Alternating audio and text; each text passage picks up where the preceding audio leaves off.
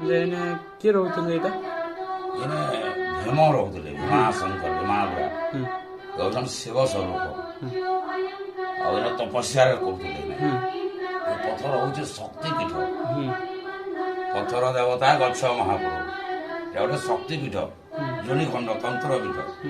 ଏନେ ଭୀମା ବୁଢ଼ା ତପସ୍ୟାରେ ରହିଲେ ହଜାର ହଜାର ବର୍ଷ। ତାପରେ ପାର୍ବତୀ ଜନ୍ମ ହେଇଛନ୍। ତାପରେ ସତ୍ୟ ଯୁଗର କଥା, ସତ୍ୟର ଦ୍ୱାପର ତେରତ ଯାହା କଲିରେ ବି ସମସ୍ତଙ୍କ ଏଠି ଆରମ୍ଭ ହେଇଛି। ଏନେ ଆମର ଏନେ ଛତିଶଗଡ଼ରୁ ଗୋଟେ ବାବାଟେ ହେଇଥିଲେ, ବାଲକ ଦାସ ତାଙ୍କର ନାଁ। ସେ ଧଲା ପଟୁନି ମଜାରେ ଏଇଟା ଖାଲି ଲିମ୍ପ ପାଣି ଟିକେ ରହୁଥିଲେ, ଲିମ୍ପ ପତ୍ରକୁ ବାଟିକିରି ପିଇକିରି ରହୁଥିଲେ। ଆଉ ଏଇଟା ସୈନ୍ୟ ରହୁଥିଲେ, ଏଇଟା ପଲଙ୍କା, ଏଇଟା ତପସ୍ୟା କରୁଥିଲେ। ଭୀମା ବୁଢ଼ା ବି ତପସ୍ୟା କରୁଥିଲେ, ବାଲକ ଦାସ ବାବା ବି ତପସ୍ୟା କରୁଥିଲେ।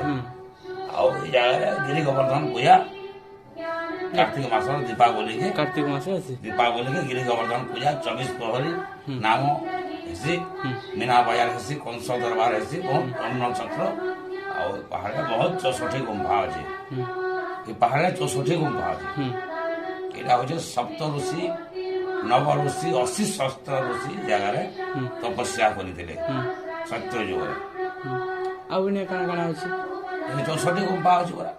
64 ଗୁମ୍ଫାରେ ପାହାଡ଼ ଅଛି, ସବୁଆଡ଼େ ରାସ୍ତା ନିଏ ବାର୍ଦ୍ଦାଲି।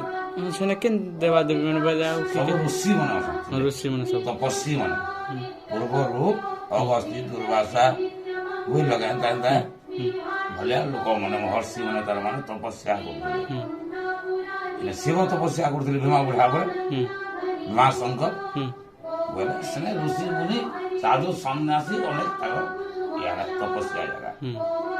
ତପସ୍ୟା କରିକି ସେ ବର୍ଷା ବି କରି ପାରୁଥିଲେ।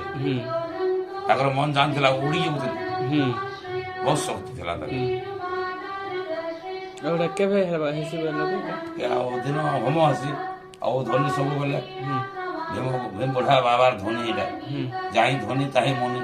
ଏଇନା ଋଷି ମୁନି ରହିଲେ ବେଲେ ଧନୀ ସବୁବେଳେ। ଆଉ ଦିନକୁ 2 ଥର ହୋମ ଆସି, ସକାଳେ ସନ୍ଧ୍ୟାରେ, ଦିନକୁ 2 ଥର ଆଉତି। ଆଉ ଏନର ବିଭୂତି ଦ୍ୱାରା ବହୁତ କିଛି ଇଷ୍ଟ ଖଣ୍ଡନ ହେବା ଲାଗି ଭଗବାନ ଅର୍ଡର ଦେଇଛନ୍ତି। ବହୁତ ବହୁତ ଦୂରିଆରୁ ବି ଲୋକ ଆସୁଛନ୍ତି, ବହୁତ ପୁରୁଣା ଏଇଟା। ଏ ପାହାଡ଼ ତ ଆଦିମ କାଳରୁ ଅଛେ, ଏଇଟା ତ ଆମେ ବନାଲାଟା ଏଇଟା ଏଇ ବେଡ ଗୋଟେ ବନେଇ ପାରମା। ଏଇଟା ହଉଛି ଶକ୍ତିପୀଠ ପରେ। ପୂର୍ବରୁ ଆଦିମ କାଳରେ ଆଦିମ ମନୁଷ୍ୟ ମାନେ ରହୁଥିଲେ ଏ ଜାଗାରେ, ଆଦିମ ମଣିଷ ମାନେ, ଆଦିମ ପୁରୁଷ ମାନେ। ଆଉ ଏଇଟା ସତ୍ୟ ଯୁଗରେ ଅନେକ ଋଷି ମୁନି ମାନେ ରହୁଥିଲେ, ସବୁ ଲୁପ୍ତ ହେଇଗଲେ ତପସ୍ୟା କରୁଥିଲେ। ଆଉ ତୁମେ ଏନେ ସବୁବେଳେ ଆମର ଅୟା ପୂଜା ଥିଲେ। ମୋର ବାପା ଅୟା ଅମରରୁ ଆମେ ବଂଶଗତ ପୂଜକ। ଆର ଏନ୍ତା ସାଧୁ ସନ୍ନ୍ୟାସୀ ମାନେ ଆଉଛନ୍, ତପସ୍ୟା କରୁଛନ୍, ଯାଉଛନ୍, ପଲାଉଛନ୍, ରହୁଛନ୍, ପଲାଉଛନ୍। ମୋର ଗାଁ ହଉଛି ବେଙ୍ଗଡୁଙ୍ଗି, ଏ ଗାଁ। ଆଉ ତମେ ଏଇଟା ସବୁଦିନ ସବୁବେଳେ ମୁଁ ଅଛନ୍ ରହୁଛେ। ଏନେ 2 ଜଣ ରହୁଥିଲୁ, ସେ ଜଣେ ଯାଇଛନ୍ 2-3 ଦିନ ହେଲା ଗାଁ କରିକି ଯାଇଛନ୍, କାଲି ଆସିବେ ବୋଧେ ଲାଗୁଛି। ଆଉ ଏଇଟା ସେ କାର୍ତ୍ତିକ ମାସ ପୂଜା ହୁଏ ନାହିଁ? ପୂଜା ହୁଏ। ଆଉ ନୀତି ପୂଜା ସବୁବେଳେ ଡେଲି ପର୍ଯ୍ୟଟକ ମାନେ ହଜାର ହଜାର ସବୁବେଳେ। ଆଉ ଗୋଟେ କାଣା ବୋଟିଂ ର ବ୍ୟବସ୍ଥା ହେଇଛି? ବୋଟିଂ ର ବ୍ୟବସ୍ଥା ଅଛି ସିଆଡ଼େ, ଗୋଟେ ଭାରି ପର୍ଯ୍ୟଟକ ଅଛି ବେମକଟା, ମାନେ ଏଇ ସାଇଡ ରେ ଯାଇକି। ରୋଡ ତରଫରେ।